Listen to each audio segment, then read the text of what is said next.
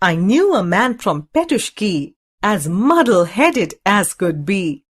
He always got mixed up with clothes. He wore his mittens on his toes, forgot his collar in his haste, and tied his tie around his waist. What a muddle-head was he, that man who lived in Petushki. They told him as he went about, "You've got your coat on inside out." And when they saw his hat, they said, "You've put a saucepan on your head." What a muddle-head was he, that man who lived in Petushki. At lunch he scratched a piece of bread and spread some butter on his head. He put his walking stick to bed, and he stood in the rack instead. What a muddle-head was he, that man who lived in Petushki.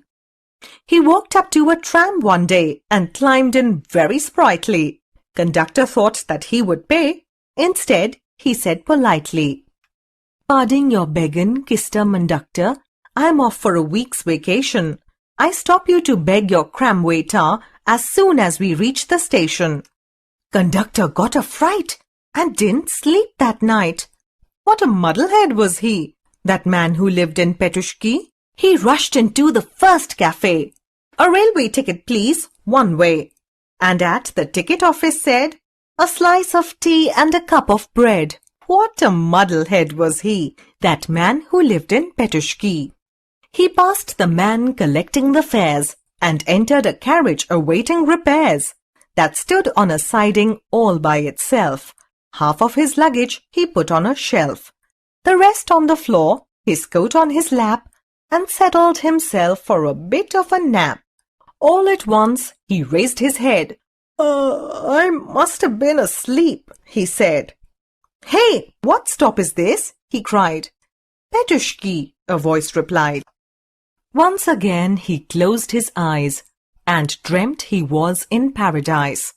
When he woke, he looked about, raised the window and leaned out. "I've seen this town before, I believe. Is it Kharkov? Is it Kiev? Tell me where I am," he cried. "In Petushki," a voice replied. And so again he settled down and dreamt the world was upside down. When he woke, he looked about, raised the window and looked out. "I seem to know this station too. Is it Nalchik or Baku? Tell me what it's called," he cried. "Petushki," a voice replied. Up he jumped. "It's a crime! I've been riding all this time, and here I am where I began. That's no way to treat a man."